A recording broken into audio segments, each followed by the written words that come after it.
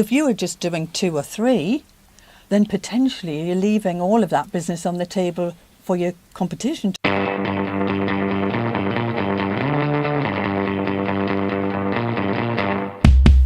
Hello, I'm here again with Dylis Guyan. Hi, John. Welcome back, Dylis. Thank you.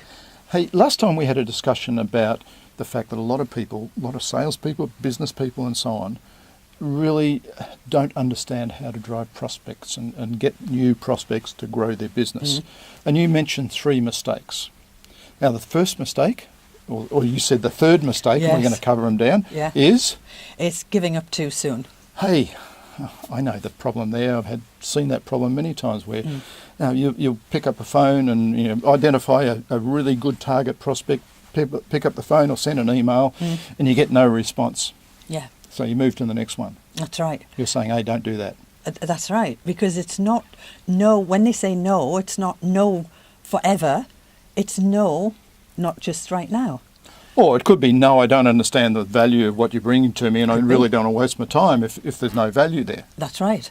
Yeah. Okay. So and again, maybe we'll talk about this later, but the approach is often very wrong too.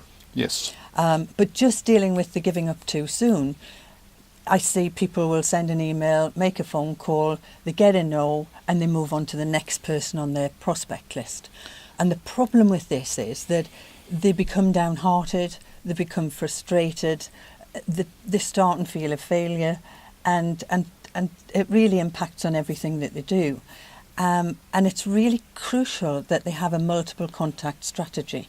And if I could just give you a short sort of example of this. Yes, please.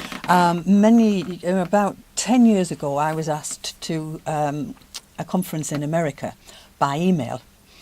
And now that would have cost me a flight, it would have cost me a hotel and everything else. Now, there's no way that I would have said yes to that just from one email. But that was then followed up with another email. I then got a direct mail piece, a letter. Then I got a postcard.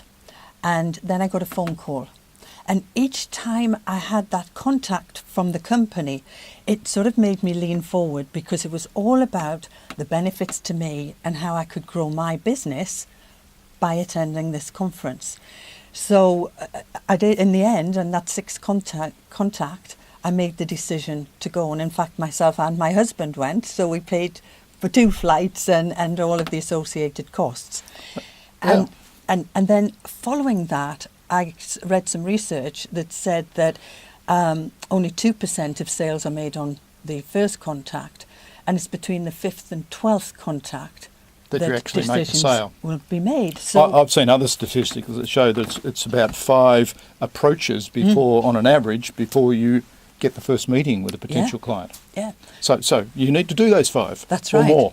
That's right. So if you were just doing 2 or 3, then potentially you're leaving all of that business on the table for your competition to come along and pick up, because you've started to get that prospective client to think about it, but you've walked away too soon. And we'll talk a little later about some of the things you need to think about in that 2nd, 3rd, 4th and 5th contacts, right? The strategy. But the real key message on this discussion we're having for everybody to remember is, don't give up on the first.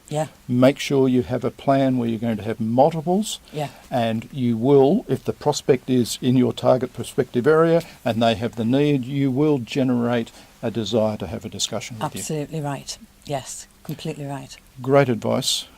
Thank you very much, Dylis. I look forward to discussing number 2.